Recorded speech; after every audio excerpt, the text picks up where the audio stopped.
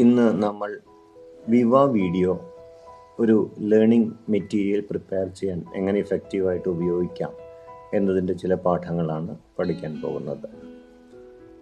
ഈ നിങ്ങളിപ്പോൾ കണ്ടുകൊണ്ടിരിക്കുന്ന വീഡിയോ റെക്കോർഡ് ചെയ്യുന്നത് ADV സ്ക്രീൻ റെക്കോർഡർ വെച്ച് തന്നെയാണ്. പക്ഷേ നമുക്ക് വിവ വീഡിയോ വളരെ കോമൺ ആയതും എല്ലാവരും ഉപയോഗിക്കുന്നതുമായ ഒരു പ്ലാറ്റ്ഫോം ആയതുകൊണ്ട് അതിൽ എങ്ങനെ നമുക്ക് ഷോർട്ട് ലേണിംഗ് മെറ്റീരിയൽസ് പ്രിപ്പയർ ചെയ്യാമെന്ന് പഠിക്കാം.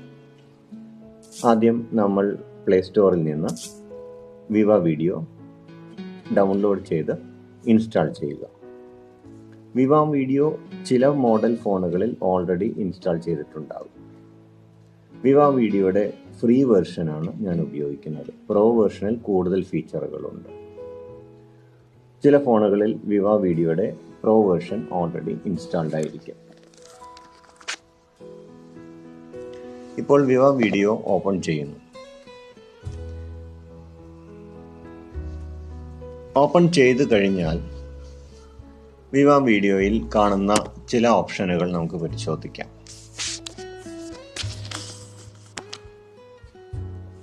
സ്ലൈഡ് ഷോ, എഡിറ്റ് തുടങ്ങിയ നെറ്റ് കണക്റ്റഡ് ആണെങ്കിൽ ഈ വിവ വീഡിയോയിലും പരസ്യങ്ങൾ കയറി വരാനുള്ള സാധ്യതയുണ്ട്.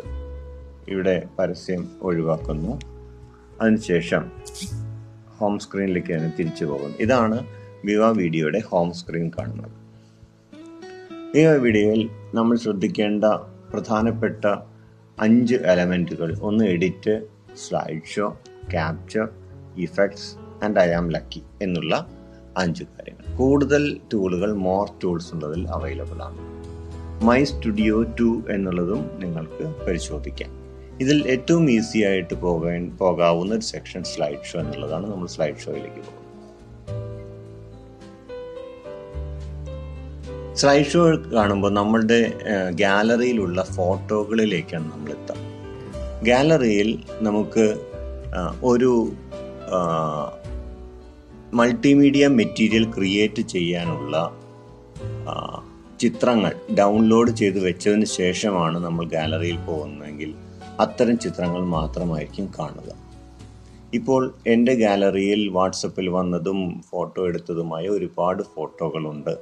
അതുകൊണ്ട് തന്നെ അത് ഉപയോഗിച്ച് ഇപ്പോൾ ഒരു ലേണിംഗ് മെറ്റീരിയൽ പ്രിപ്പയർ ചെയ്യുക എന്നുള്ളത് ഡിഫിക്കൽട്ടാണ്. ഇതെല്ലാം എൻ്റെ ഗാലറിയിൽ കാണുന്ന ഫോട്ടോകളാണ്. അതിന് പകരം നമ്മൾ ചില സെലക്റ്റഡ് ഫോട്ടോകൾ മാത്രം എടുക്കുന്നു എന്ന് വിചാരിക്കുക. ഇപ്പോൾ ഇവിടെ വെജിറ്റബിൾസുമായി ബന്ധപ്പെട്ട് ചില ചിത്രങ്ങൾ കാണുന്നുണ്ട്. ആ ചിത്രങ്ങൾ മാത്രം ഞാൻ സെലക്ട് ചെയ്യുന്നു.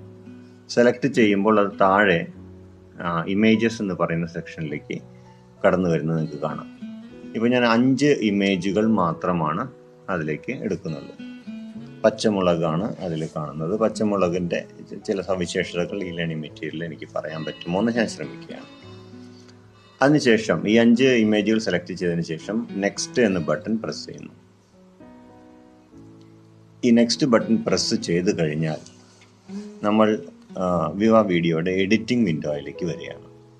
ഇവിടെ പ്രത്യേകിച്ചൊന്നും ചെയ്യാനില്ല. അത് ഓൾറെഡി ഒരു പാറ്റേണിൽ അത് അങ്ങ് വർക്ക് ആവാൻ തുടങ്ങും. ഇതിനെ നമ്മൾ കുറച്ചായിട്ട് എഡിറ്റ് ചെയ്യുക എന്നുള്ളത് മാത്രമേ നമുക്ക് ചെയ്യാനുള്ളൂ.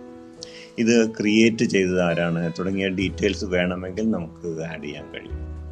ഇപ്പോൾ ലൈവ് ഇൻ ദ മൊമെന്റ് എന്ന് പറയുന്നതാണ് ഇപ്പോൾ തീമായിട്ട് കിടക്കുന്നത്. ഈ തീമുകൾ മാറ്റാനുള്ള ഓപ്ഷനാണ് തീം എന്ന് പറയുന്ന ഫസ്റ്റ് സെക്ഷനിൽ കാണുന്നത്. തീമുകൾ ഒന്നും വേണ്ടെങ്കിൽ നൺ എന്ന് പറയുന്ന ഓപ്ഷൻ കൊടുക്കാം. അപ്പോൾ അവിടെ പ്രത്യേകിച്ച് എഴുത്തുകളൊന്നും ഇല്ലാതെ വരും. അതെല്ലാം നമുക്ക് എന്തെങ്കിലും എഴുത്തുകൾ വേണമെങ്കിൽ നമുക്കത് ആഡ് ചെയ്യാം. ഇപ്പോൾ അവിടെ 2ാമത്തെ ഓപ്ഷൻ എടുത്തപ്പോൾ അതിനുള്ള ചേഞ്ച് നിങ്ങൾക്ക് ആ സ്ക്രീനിൽ തന്നെ കാണാവുന്നതാണ്. മറ്റൊരെണ്ണം എടുത്തപ്പോൾ ഉള്ള ചേഞ്ച്, അത് ഓരോ തീമുകൾ ലോഡാവാൻ കുറച്ച് സമയമെടുക്കുന്നുണ്ട്. ചിലത് ഓൾറെഡി ഡൗൺലോഡഡ് ആണ്. ഇപ്പം ഞാനതിൽ ചിലത് ഓൾറെഡി ഡൗൺലോഡ് ആയി കഴിഞ്ഞിട്ടുള്ള തീമുകൾ എടുക്കുകയായിരിക്കും നമുക്ക് എളുപ്പം. ചിലത് 10% ഒക്കെ ആയിട്ടുള്ളൂ, തീമുകൾ ഡൗൺലോഡ് ആയിട്ടുള്ളൂ.